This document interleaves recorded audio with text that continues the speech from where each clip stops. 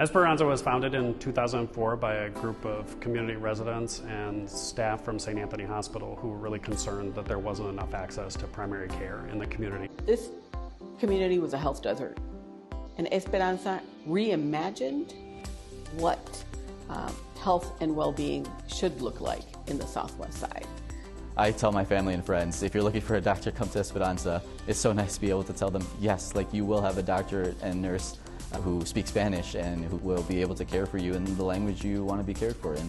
The staff members come to Esperanza because they want to give back to the community. I mean, hope is in our name, right?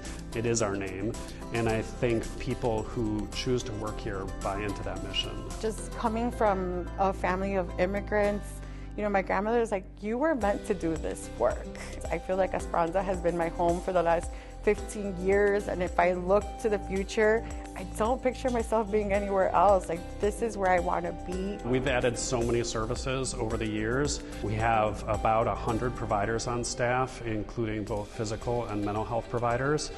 We're offering diabetes care, hypertension care, counseling, but we're also offering a whole spectrum of other sort of related healthcare services. You know, like access to food, that's super basic, and the community struggles with that. So for me, it's definitely just like bridging those gaps and being the voice of the community members because they don't always have a voice. Esperanza has this way of understanding that community health is not just the clinical aspect, but all the various aspects of what it means to live a full, healthy life.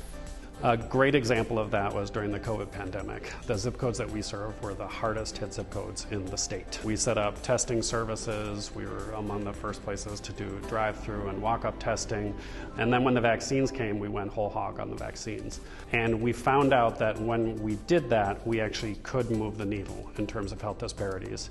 And we could actually see that our zip codes had similar rates of vaccination to much wealthier communities in the city. What we hope to do now, what we hope to do next, is try and replicate that kind of success. And I'm going to give credit to Carmen Vergara, one of our former staff members, who said she wants to see the color of the map change. And what that means is you see these epidemiological maps that the CDC and the Chicago Department of Public Health publish, and it's always lit up bright colors on the north side where the rates of control for diabetes are great and the heart disease rates are great, and on the south and west sides it always looks worse. We know we can change the color of the map, and Esperanza is really dedicated to doing that for these tight little zip codes that we serve. They are good, sound fiscal managers, but they are also good neighbors, and they are also trusted collaborators. It's a privilege to be in partnership with Esperanza. Esperanza can't do it alone. We have to have partners, and that's been an important thing for us from the very beginning. And it's not just service providers and small businesses, but it's also the philanthropic community. They've seen what we're doing, the kind of innovation that we're trying to engage in.